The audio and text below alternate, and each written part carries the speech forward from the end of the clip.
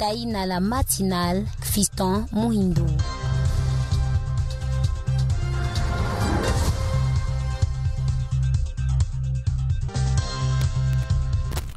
Bonjour mesdames et messieurs, nous sommes très contents d'être avec vous, bien sûr, ce mercredi, le mercredi dans le cadre de cette antenne. Nous sommes le 10 janvier 2024. Ce qu'il faudra savoir ce matin, l'actualité concernant la République démocratique du Congo, c'est la Cour constitutionnelle qui proclame définitivement Félix Antoine Tshisekedi Tshilombo, président de la République.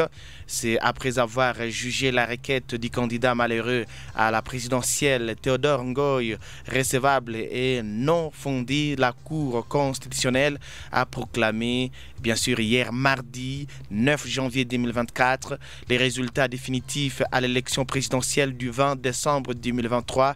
Elle a par ailleurs confirmé les résultats provisoires publiés par la Commission électorale nationale indépendante le 31 décembre 2023 en proclamant Félix Antoine Tshisekedi Tshilombo vainqueur de l'élection présidentielle avec 73,34% des suffrages valablement exprimés. Ici, maintenant, c'est la Belgique qui félicite le président Tshisekedi pour sa brillante réélection. C'est bien sûr un message que nous allons vous partager ici, un message de la Belgique. C'est la Belgique qui adresse ses félicitations à M. Félix Tshisekedi pour son second mandat en tant que président de la République démocratique du Congo. Bien sûr, c'est la Belgique qui dit ceci. Nous tenons à saluer l'élan démocratique dont a fait preuve une fois encore la population congolaise lors de ces élections, malgré les difficultés, notamment des nombreuses failles logistiques et opérationnelles, ainsi que les irrégularités signalées. Nous encourageons la Commission électorale nationale indépendante à poursuivre ses investigations et prendre les mesures pour sanctionner les responsables. Il sera important de tirer les leçons de ce quatrième cycle d'élections et de tenir compte des recommandations, des rapports définitifs, des missions d'observation électorale afin de mener les réformes légales et institutionnelles nécessaires à l'organisation des prochains cycles dans le respect de la Constitution. De nombreux défis attendent le président Tshisekedi au cours de ce second mandat. La Belgique souhaite encourager le président à initier et poursuivre les efforts en matière de bonne gouvernance et des droits humains, qu'il s'agisse d'égalité des genres, de lutte contre la corruption, des réformes du secteur de la sécurité et de la justice, de relever les défis sociaux et environnementaux ou encore d'améliorer le climat des affaires.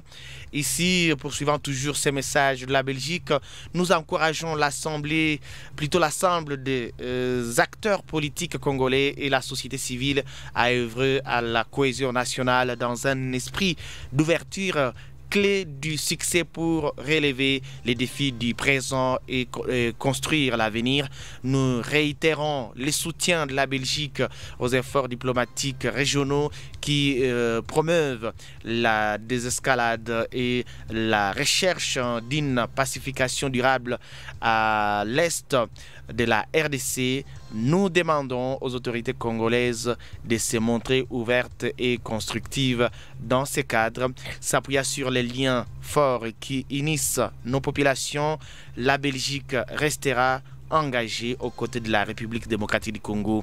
Nous poursuivrons notre coopération étroite afin de répondre aux défis auxquels le pays est confronté au profit de la population congolaise. Bien sûr, c'est les affaires étrangères de la Belgique, commerce extérieur et développement et coopération au développement.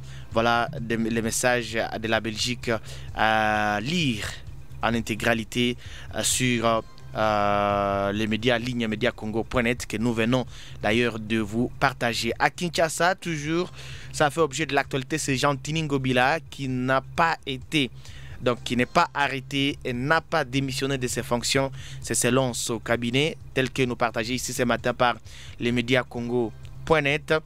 C'est quelques heures après la levée des immunités du gouverneur de la ville de Kinshasa, Gentili Ngobila, par les bureaux de l'Assemblée provinciale. Son cabinet a indiqué dans un communiqué rendu public hier mardi 9 janvier 2024 que Gentili Ngobila n'est pas arrêté et n'a pas démissionné de ses fonctions.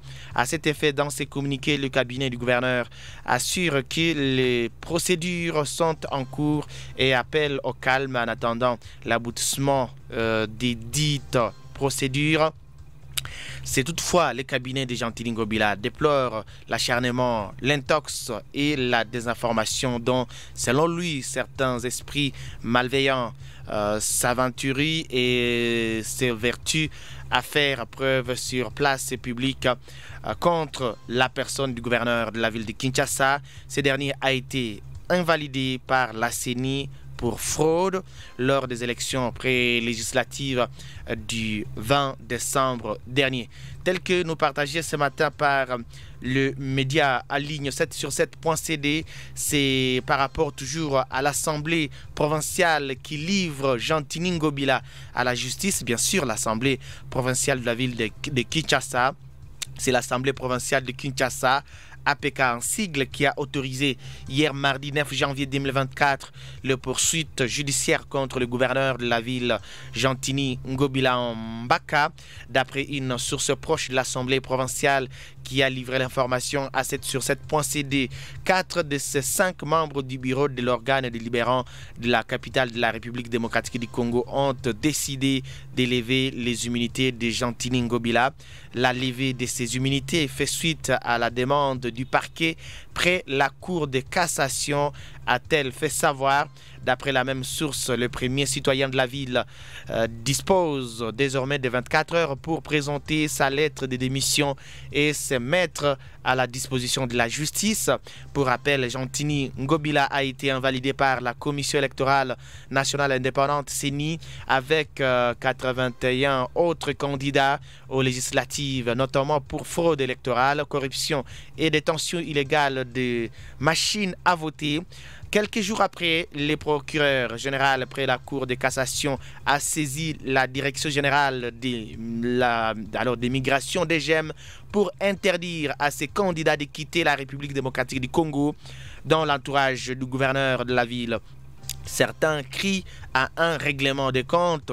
Selon certains proches de Gentili Ngobila, ces derniers seraient victimes de l'évolution de son parti politique à Kinshasa. Voilà, à découvrir dans cette antenne. Toujours ici, par rapport aux législatives invalidées par la CENI, Kinkei Mulumba soutient l'intervention de la justice pour rétablir l'honneur des personnes injustement citées.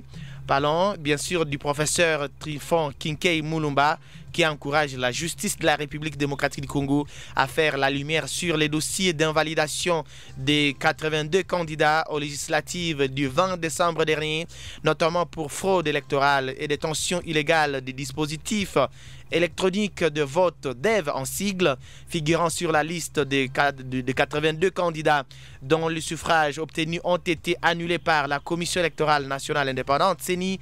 L'actuel président du conseil d'administration de la régie de voies aériennes RVA a via son compte X, c'était hier mardi 9 janvier 2023, émis le vœu de voir la justice rétablir l'honneur des personnes injustement citées. Voilà à découvrir. Vous voulez commenter l'actualité, vous pouvez le faire via un SMS. Nous sommes au 097 23 52 991 097 23 52 991. Place au communiqué publicité. En attendant, bien sûr, vos commentaires. Nous reviendrons pour la suite de cette antenne.